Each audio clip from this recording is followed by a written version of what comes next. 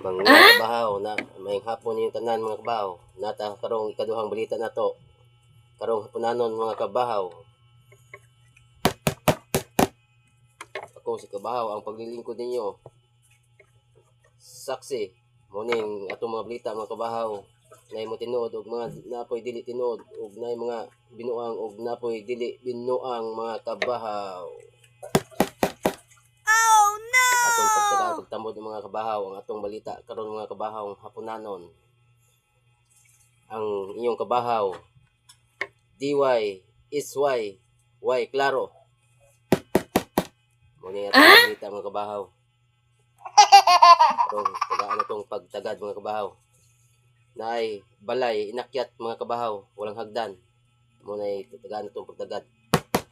Siguro mga kabahaw sa bintana to ni agi. Og mga kabahaw naay buntis naligsan. Muning tagaan atong pagtagad mga kabahaw. Tibok sugbo na tong mga igsuon na to. O tagaan pagtulunan na to ning balita. Adunay buntis naligsan, inahan patay, bata buhay. Tagaan ito pagtagad nga karong hapunanon mga kabahaw. Inyong kabahaw naglilingkod. Saksi DYSI balita Y klaro. Bumbo balita. Ini mga kabahaw. Mga kabahaw adunay tawo na kita nakigda sa usa ka basurahan.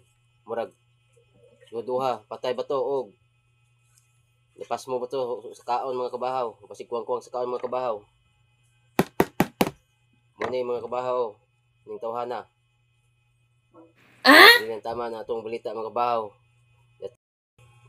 The time check Pilipinas alas 2:34 mga kabahaw. Luoy taong tutuhan ng mga kabahaw. Murag nadaot to. Murag kung sa kaon to mga kabahaw. Nung sa to mga kabahaw. Dili na taman mga kabahaw. Ang iyong paglilingkod. Kabahaw. Nag-uulap. Saksi. Balita. DY is Y klaro.